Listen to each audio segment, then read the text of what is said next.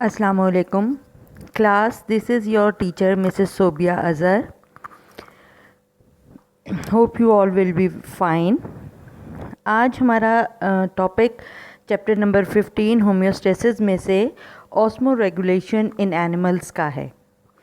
Osmo regulation in plants आपने पिछले lecture में पढ़ा था और आपने देखा था कि प्लांट्स किस तरह अपने वाटर और सोल्यूट्स को अपनी इन्वायरमेंट के साथ मेंटेन करते हैं। Similar is the case in the animals, but animals को ज़्यादा ऑस्मो रेगुलेट क्रिटिकली करना पड़ता है एज़ कम्पेयर टू प्लांट्स, क्योंकि उनके अंदर कंटिन्यूस पानी का इनटेक और आउटगो हो रहा होता है। तो प्लांट्स की निस्बत एनिमल्स को ज़्यादा जो है मेहनत करनी पड़ती है अपने ऑस्मो रेगुलेशंस को मेंटेन करने के लिए। So on the basis of water regulations we have two type of animals. First जो हैं वो कहलाते हैं ऑस्मो कन्फर्मर्स और दूसरे जो हैं वो कहलाते हैं ऑस्मो रेगुलेटर्स। अब जो ऑस्मो कन्फर्मर्स होते हैं इनका जो इंटरनल फ्लूइड कंसंट्रेशन है it is kept isotonic to the external environment. इनका आइसोटोनिक कंडीशन होती है, इसलिए इन्हें कोई ख़ास मेहनत नहीं करनी पड़ती। और आपको पता है कि आइसोटोनिक के अंदर ना ही वाटर का गेन है ना ही लॉस है, तो ये सर्वाइव कर जाते हैं। They do not need to adjust internal osmotic state actively, और इसमें एग्जाम्पल्स हमारे पास आते हैं इनवर्टिब्रेट्स और हैग फिशेस। ऑस्मो रेगुलेटर्स जो होते हैं इनका जो बॉडी फ्लूइड कंसंट्रेशन है it varies with the environment के साथ साथ जो है वो चेंज होता रहता है। And they need to adjust the internal osmotic state, और इन्हें अपनी ऑस्मोटिक स्टेट को मेंटेन करने में जो है वो मेहनत करनी पड़ती है। आपको पता है कि दो तरह की कंडीशंस हो सकती हैं, हाइपोटोनिक या हाइपरटोनिक।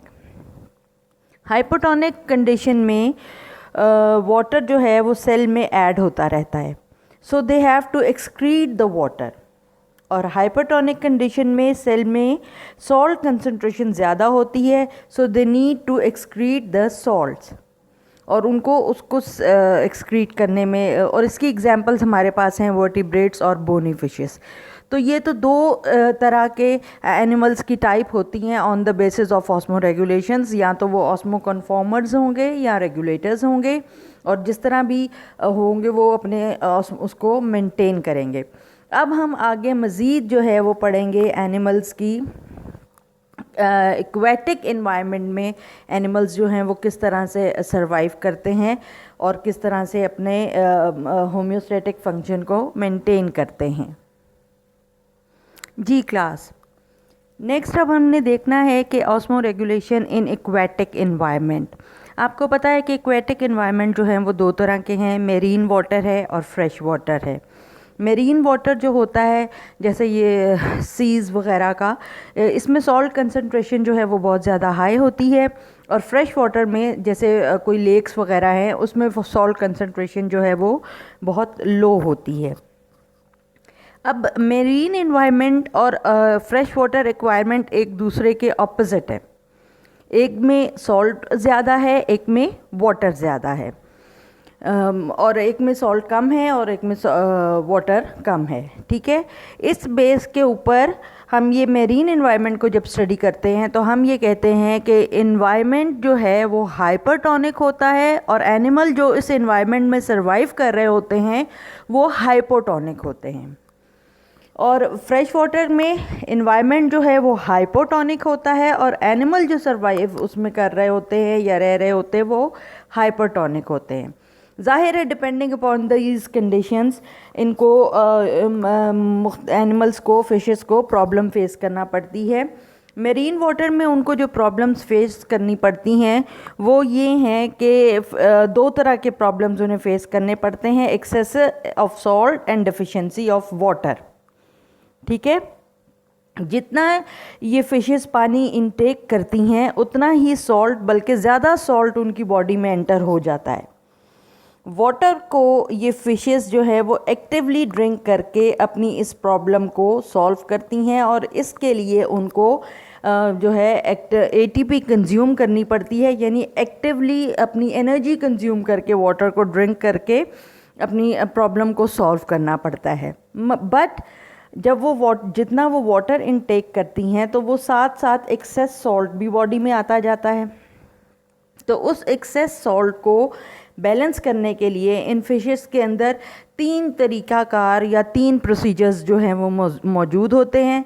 पहला प्रोसीजर जो है वो क्या है कि किडनी जो है इनकी वो कंसनट्रेटेड यूरिन जो है वो एक्सक्रीट करती है। कंसनट्रेटेड यूरिन का मतलब क्या होता है कि वाटर का लेवल जो है वो कम होता है और सॉल्ट का लेवल जो है वो ज़्यादा होता है। दूसरा, गिल्स जो होते हैं इन फिशेस के वो सॉल्ट्स को एक्टिवली रिमूव करते हैं। जैसे ही बॉडी में सॉल्ट आता है गिल्स से वो उसको एक्टिवली रिमूव कर रहा होता है। और तीसरा, इसके अंदर एक रेक्टल ग्लैंड, एक सॉल्ट एक्सक्रीटरी ऑर्गन मौजूद होता है जो एक्सेसिव सॉल्ट को हर वक्त एक्सक्रीट आउट करता रहता है। तो इस तरह मेरीन वाटर में रहने वाली जो फिशेस हैं वो अपनी इन दोनों डेफिशिएंसीज़ को, दोनों प्रॉब्लम्स को कवर करती हैं, डेफिशिएंसी ऑफ वाटर को बाय एक्टिव इनटेक और एक्सेसिव सॉल्ट को अपने इन तीनों प्रोसीजर्स के साथ। सिमिलरली जो फ्रेश वाटर है वो इसके एनिमल्स जो हैं, फ्रेश वाटर इन्वायरमेंट जो है वो इसके टोटली ऑपोजिट है। तो उसमें क्या हो रहा है, उनकी प्रॉब्लम क्या है कि उनमें डेफिशिएंसी ऑफ सॉल्ट है और एक्सेस ऑफ वाटर है।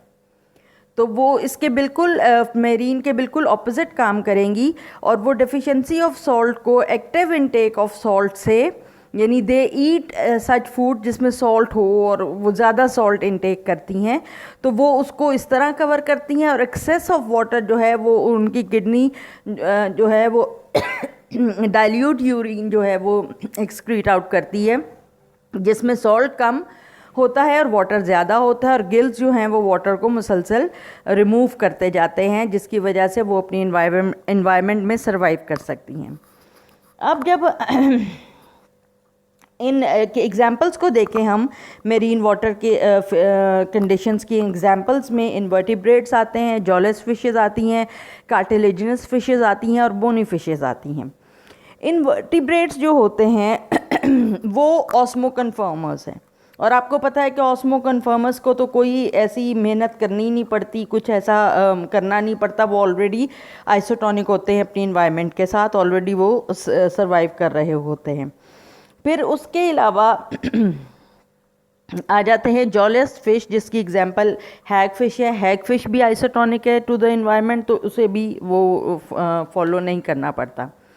कार्टिलेजिनस फिशेस जो हैं मोस्टली तो वो ये अबव प्रोसीजर ही मेरीन वाटर की एडेप्टेशंस वाला फॉलो करती हैं, मगर उनमें से कुछ फिशेस जो होती हैं they try to be isotonic, वो अपने आप को आइसोटोनिक जो है बनाना चाहती हैं, बना लेती हैं। और उसके लिए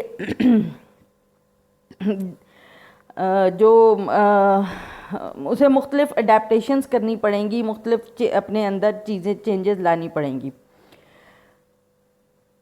अब जो खुद को आइसोटोनिक करने के लिए इन फिशेस को सॉल्ट कंसंट्रेशन बाहर जैसा है वैसा ही अपना अंदर करना पड़ेगा। आइसोटोनिक तो तभी होगा ना कि उनकी सॉल्ट कंडीशंस बाहर और अंदर इक्वल हों, तो इसलिए इनको सॉल्ट कंसंट्रेशन को करना पड़ता है। They keep salt inside them in the form of urea. अब वो क्या करती हैं कि अपनी बॉडी के अंदर जो है यूरिया की फॉर्म में सॉल्ट को रिटेन करती हैं, मेंटेन करती हैं। बट जो यूरिया इनमें मौजूद होता है, ये बॉडी में जब यूरिया को रखती हैं तो वो इनकी बॉडी के लिए डैमेजिंग होता है। तो जाहिर है to counter balance the damaging effect of urea they have another chemical in their bodies which is called as trimethyl amine oxide. ये जो केमिकल है ये यूरिया के हार्मफुल इफ़ेक्ट से इनको महफूज रखता है और इस तरह वो अपने आप को आइसोटोनिक बना लेती हैं। बोनी फिशेस जो हैं these are the descendants of fresh water fishes, और ये बिल्कुल जो अबव प्रोसीजर जो मेरीन वाटर की फिशेस करती हैं उसी को फॉलो करती हैं। अब हम एग्जांपल्स में आते हैं फ्रेश वाटर की। फ्रेश वाटर की एग्जांपल्स में हमारे पास प्रोटोजोन्स आते हैं जैसे पैरामीशियम, अमीबा वगैरह। इनके अंदर एक स्पेसिफिक ऑर्गन कॉन्ट्रेक्टाइल वैक्यूल मौजूद होता है जो इनकी वाटर की और सल्यूट की कंसंट्रेशन को मेंटेन रखने में हेल्प आउट करता है।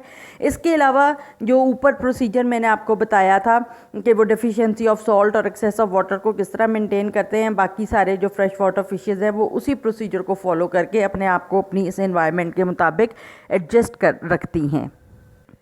अब हम आते हैं osmo regulation in terrestrial environment. पहले तो हमने वाटर एक्वेटिक एनवायरनमेंट में देखा था, अब टेरेस्ट्रियल एनवायरनमेंट में ऑस्मो रेगुलेशन जो है वो किस तरह से एनिमल्स मेंटेन रखते हैं। मेन प्रॉब्लम जो टेरेस्ट्रियल एनिमल्स को होती है वो होती है loss of water due to evaporation, जिसके नतीजे में डिहाइड्रेशन वगैरह हो जाती है। तो मुख्तलिफ़ एनिमल्स ने मुख्तलिफ़ तरीक़ाकार अपनाए हुए हैं जिससे वो एडॉप्टेशंस अपनाई हुई हैं जिससे वो वाटर लॉस को प्रिवेंट करते हैं। जैसे इंसेक्ट्स जो हैं उनके ऊपर एक वैक्सी एक्सोस्केलेटन मौजूद होता है जिसकी वजह से उनका वाटर की एवेपोरेशन कम होती है, बॉडी में वाटर रिटेन रहता है। वर्टिब्रेट्स के अंदर डेड मल्टीलेयर क्रेटिनाइज्ड स्किन मौजूद होती है और वो ज़्यादा से ज़्यादा मॉइस्ट फूड को ईट कर और ड्रिंक करते हैं। डेजर्ट एनिमल्स जो होते हैं वो डेजर्ट प्लांट्स के सीड्स को पे फीड करते हैं जिनके अंदर कार्बोहाइड्रेट की कंसंट्रेशन ज़्यादा होती है, वो इस तरह अपने वाटर को रिटेन कर लेते हैं। सिमिलरली टेरेस्ट्रियल एनिमल्स जो हैं ये कंसंट्रेटेड यूरिन को एक्सक्रीट आउट करते हैं ताकि उनका वाटर लॉस जो है वो कम से कम हो सके। और एक जो हमारे पास करेक्टरिस्टिक है जिसको हम कहते हैं एंड्रोहाइड्रोबायोसिस।